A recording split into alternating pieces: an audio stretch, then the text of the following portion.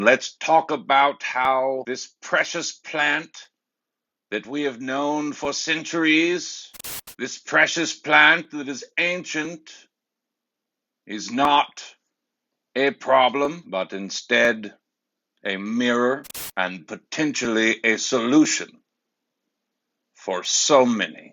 That is the purpose for today's live presentation. If you want to be a part of the presentation, I encourage you to hang around, join in the discussion. See if perhaps maybe there is something that could be illuminated for you in this journey here today.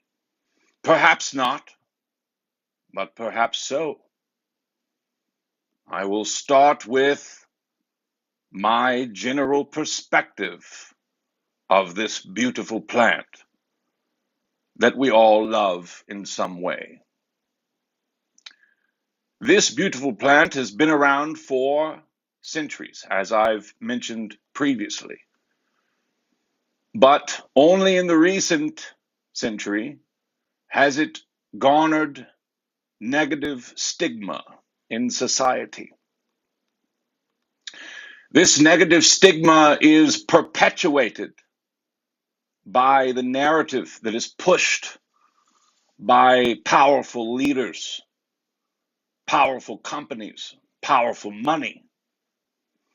It started back with Harry Anslinger, from my perspective. For before Harry Anslinger, there was much promise for this plant. Many doctors recommended it for its multitude of medicinal benefits.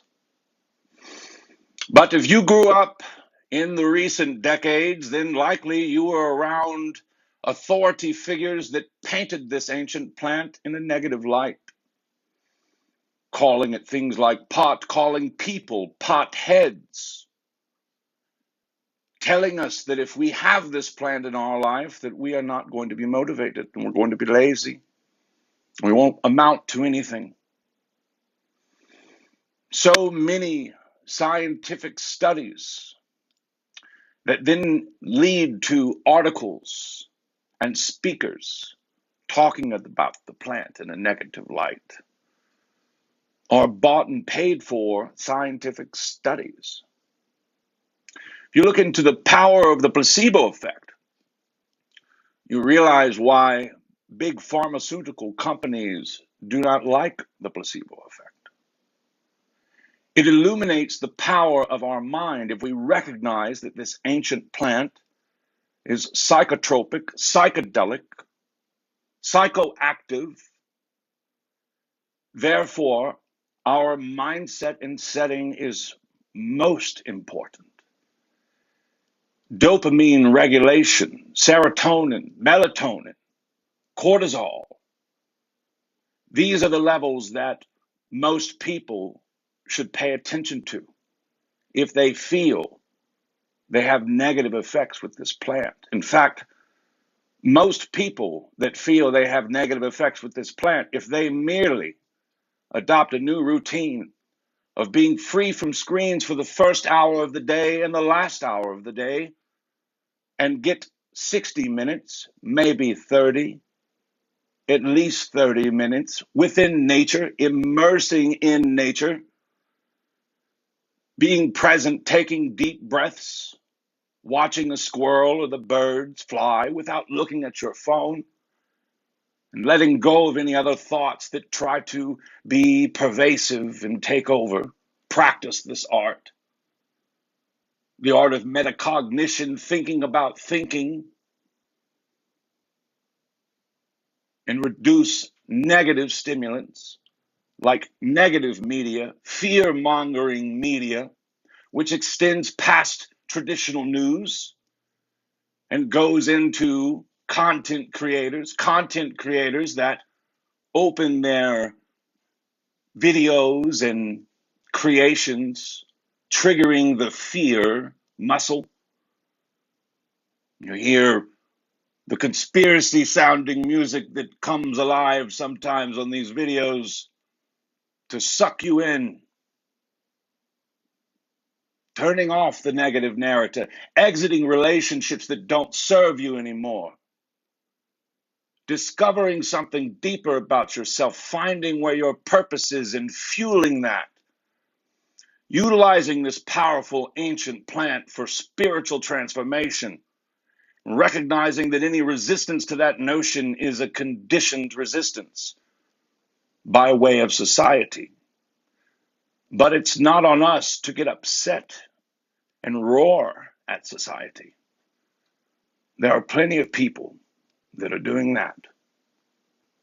Instead, like one wise speaker, or not speaker, philosopher, I don't know what you call him, Rumi says, yesterday I was clever and I was trying to change the world. Today I am wise and I am changing myself. I'm paraphrasing that.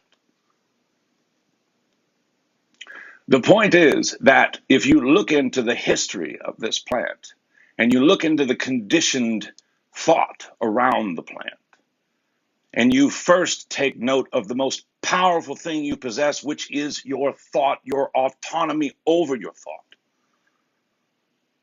and that everything starts from there. The power of your thought, the power of what you think, the power of what you feel every day, your focus. If you have lack of motivation, or you feel stagnant, or there is depression, or anxiety, and any form of these emotions feel like Russian roulette around the plant, it is not the plant. There are rare cases of psychosis, CHS, but they are incredibly rare. And cannabis is not a catalyst for psychosis. And if you look into more recent peer-reviewed studies and read between the lines and avoid the bought and paid for science or the effects of bought and paid for science, and ask yourself, where did I formulate my opinion of this plant originally? Did I ever do any dialed-in research, trial and error, dig deeper, find out the sources of the individual who writes the article, find out the sources of the individual who speaks on the TV, find out their experience with the plant? Research from people like Dr. Peter Grinspoon, Dr. Benjamin Kaplan, Dr. Riley Kirk, whom Riley Kirk has a wealth of information and knowledge around this plant on this app you are on currently. I just got a notification restricted for certain audiences. That's understandable.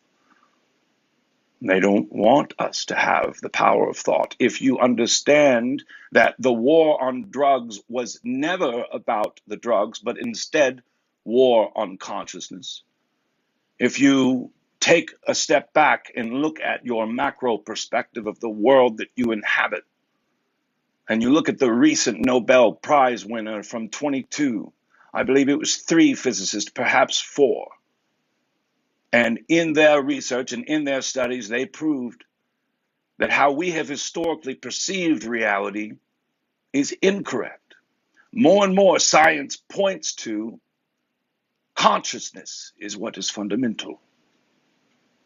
Your thoughts, what you think about, your repressed emotions, who you hang out with every day, what you do with your daily life, what is your purpose? It doesn't have to be one thing. Consciousness can be expanded with this tool, with this ancient plant. And I encourage you, if you have any curiosity that is sparked from this moment we are sharing together, to go to my webpage, not because I'm trying to sell you something, but because I'm trying to help from a place of experience and love. These insights and these shifts have transformed my life in ways I can't possibly express to you. The information on my website is free for you to digest. If you were to want to work together to create more clarity and freedom and joy and a sense of purpose in your life, then by all means we could work together. And there would be a fee for that. And it is an investment, but that's not the point of this message. Not even remotely. I hope that you take something away from this moment that we've spent together. And if nothing else, take the time to do your own research of this plant and how it affects you and your mind and your well-being, both if used carelessly and with intention. And a great source for that is on my webpage in the resources tab. And it's called Cannabis. I think it's funny because it's bits of canna, but it is dense. There is a lot of information there. Now I'll give you one more tidbit.